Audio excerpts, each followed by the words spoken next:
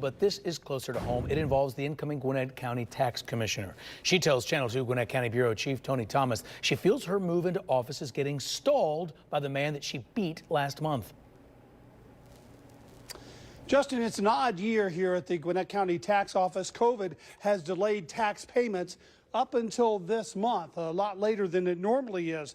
And that's why the commissioner says he hasn't been able to reach out to his replacement to get ready for the place yet. She believes, though, it's for a whole different reason. He refuses to talk to anyone and refuses to cooperate. Incoming Gwinnett Tax Commissioner Tiffany Porter insists she's tried several times to reach out to the man she beat in the November election. It is an honor to serve as your tax commissioner. Outgoing Tax Commissioner Richard Steele.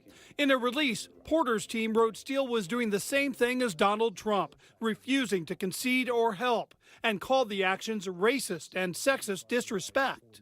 Do you think he's following President Trump's playbook? I don't even know if it's that. I think it's just him personally. The county tax commissioner's office collects personal and property taxes and tag renewals, handling more than $1.5 billion each year. The property tax bills are available now. Steele flat out rejects Porter's claims. He released a statement reading in part, "It seems some have forgotten that despite the outcome of the election, I still have a job to do through December 31st. It is not racist nor sexist for me to continue working to provide service to the public at such a critical time.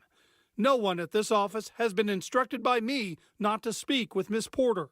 Later in the day, Steele's spokesperson sent me this email asking if I was at all interested in reality, with photos of the office staff attached. So at this point, my concern is that I'm not able to get everything in motion that I need to for January. Now, Commissioner Steele's spokeswoman also says she left a message personally for Porter on her phone on Friday afternoon, but is yet to get him a return message. Now, the new commissioner is set to take over here January 4th.